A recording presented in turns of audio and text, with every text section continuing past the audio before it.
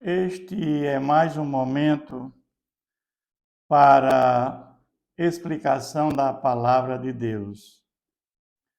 O texto base para a nossa reflexão está no livro de 1 Coríntios, capítulo 6. O tema que consideramos central para este capítulo: não deve haver contenda entre convertidos. Paulo censura o litígio que estava havendo entre irmãos, porque, na realidade, estava tendo muita imoralidade e contenda dentro da igreja de Coríntios. E isso estava influenciando a igreja de Coríntios, que era para ser exatamente o contrário. A igreja deve influenciar o mundo, e não o mundo influenciar a igreja. Essa é a tônica que nós devemos ter em mente. Mas nós sabemos, meus irmãos, que contenda sempre existiu desde o início do mundo. Nós vamos lembrar de Caim e Abel. Nós vamos lembrar da família de Davi, que houve contenda entre irmãos, contendas com o próprio pai. Ao longo da história da humanidade, tivemos várias guerras. Mas o fato é que aqui a contenda era entre irmãos convertidos. Era aqueles homens que eram pagãos, que adoravam Deus pagãos. E Paulo, o apóstolo Paulo, planta a igreja de Corinto, a cidade de Corinto, e eles se convertem, mas dentro da igreja continua ainda essa contenda entre irmãos. E o entendimento de todos nós, e mesmo daquela época, é que jamais deve haver contenda entre irmãos convertidos. Isso é inaceitável. E ele começa dizendo: aventura-se algum de vós, tendo questão contra outro, a submetê-la a juízo perante os injustos e não perante os santos? Olha, está havendo litígio, contenda entre eles. Eles estavam levando aquilo que era o assunto interno da igreja entre os irmãos para fora da igreja, dando um mau exemplo. Levando a juízo perante os injustos. Os injustos aqui no sentido de pessoas ímpias, não convertidas, são os tribunais. E não perante os santos, ou seja, alguém dentro da própria igreja resolveria o conflito, o problema. Aquele problema não deveria ser externalizado fora dos muros da igreja, porque era um problema interno da igreja. Ele vai dizer: eu não sabeis que é os santos hão de julgar o mundo? Ora, se o mundo deverá ser julgado por vós, sois acaso indignos de julgar as coisas mínimas?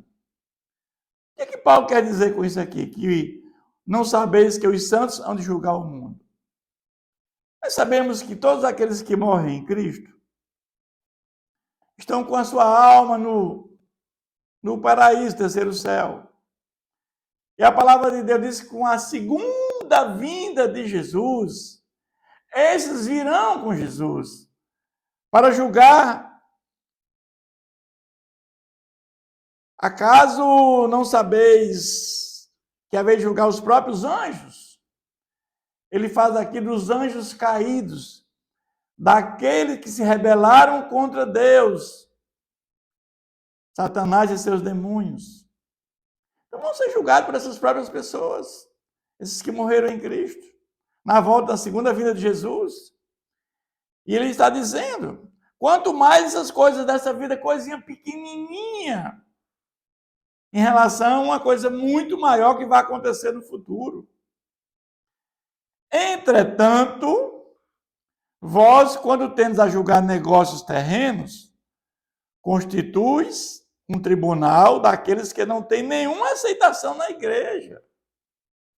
Estão, na realidade, constituindo tribunais, homens, né, injustos, que não têm aceitação na igreja, que não têm o conhecimento da palavra de Deus, que são pessoas que servem a deuses pagãos. Então, isso é uma vergonha que está acontecendo. A igreja sendo influenciada pelo mundo, onde o mundo deveria influenciar a igreja. Ele vai dizer: para vergonha vos digo, não porventura, nem ao menos um sábio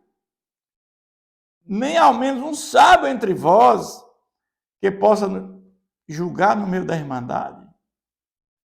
Ele está dizendo, não existe uma única pessoa no meio de vocês que, de forma sacrificial, do amor que Jesus fez por nós, o amor sacrificial, que também tenhamos o amor sacrificial, que nós devemos olhar para os outros muito, muito mais do que para nós próprios. Mas irá um irmão a juízo contra outro irmão, e isto perante incrédulos. Então, Paulo está censurando isso que está acontecendo nessa igreja. Porque nós vamos entender, meus irmãos, que ele diz assim: o só existir entre vós demanda já é completa derrota para vós outros. O fato de existir uma demanda, um litígio entre os irmãos, já é uma derrota. Porque não deveria existir contenda entre convertidos, entre irmãos convertidos. Essa é a tônica. Porque não sofreis antes a injustiça? Porque não sofreis antes o dano? É preferível sofrer o dano com amor sacrificial do que levar o irmão à justiça. Não há sentido nenhum nisso.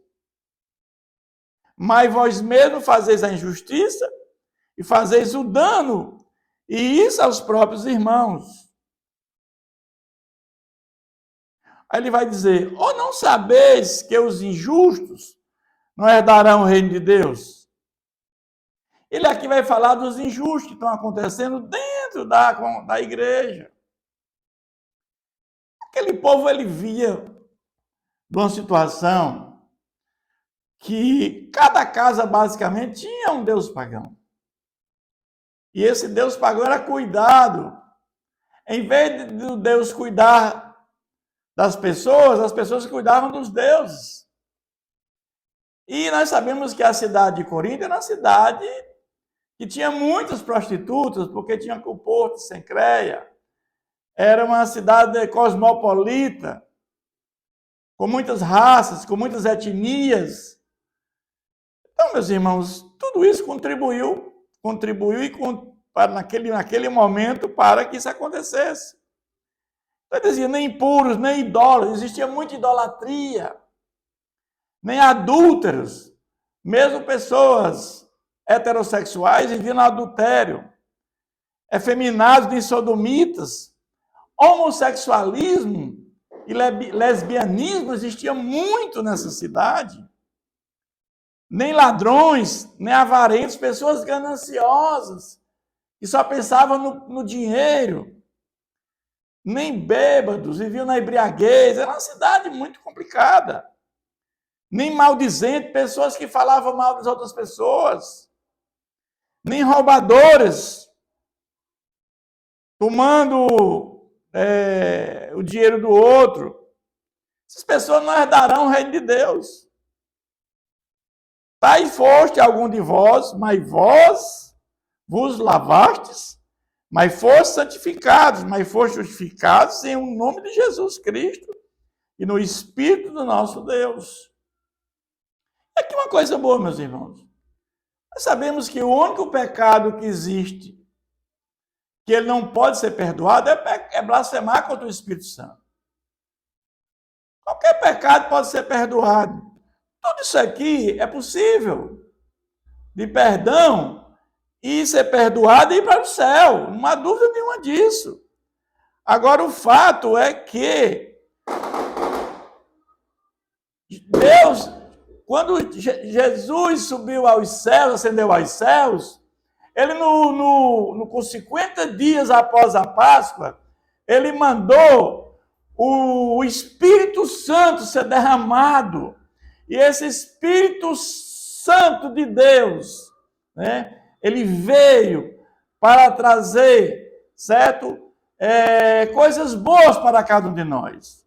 Esse Espírito Santo que veio tem uma missão, né? Essa missão do Espírito Santo nós vamos ver lá em João 16, quando ele diz que a missão do Espírito Santo, em João 16, é convencer o mundo do pecado, da justiça e do juízo.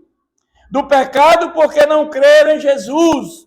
Da justiça porque Jesus voltou para o Pai.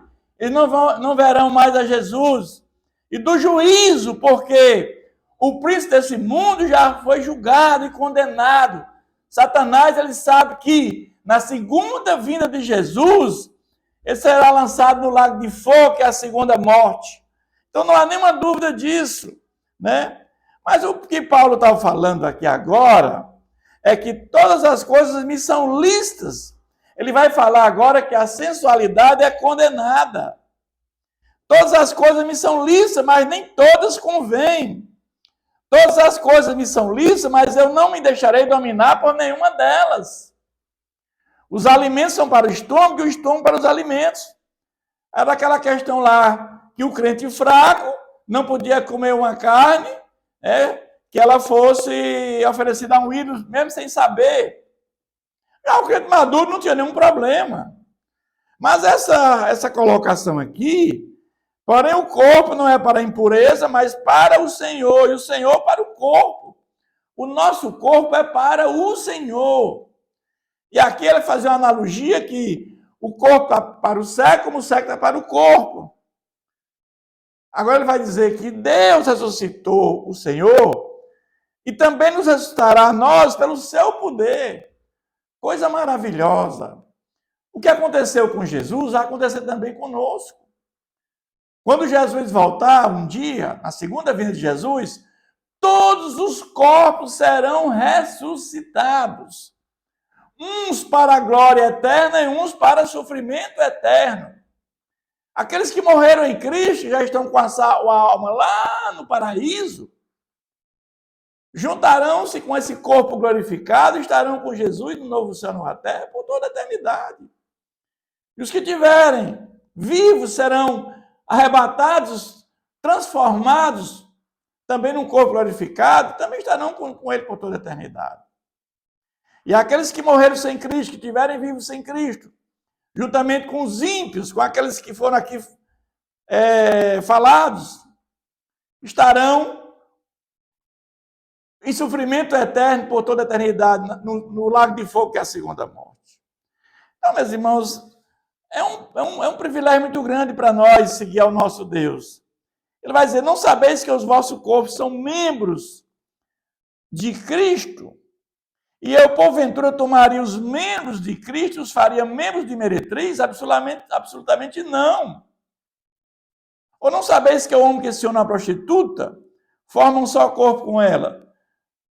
Jesus já tinha falado que sobre o casamento. E quando o homem se une a uma mulher, os dois formam uma só carne.